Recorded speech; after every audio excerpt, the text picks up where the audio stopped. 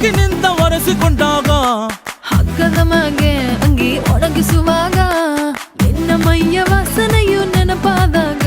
ಎರಡು ಕೈಯ ನೆತ್ತಿ ನೀನು ಚಡಿಸುತ್ತುವಾಗ ದಿಮ್ಮನಪ್ಪಿಕೊಂಡು ನಿದ್ದೆ ಮಾಡುವಾಗ ಸುಸ್ತಾಗೋಗಿ ನೀನು ಆಕಲಿಸುವಾಗ ಬತ್ತವಲ್ಲ ಫೀಲಿಂಗ್ಸು ಬಂದು ಬಂದು ಮುಚ್ಚ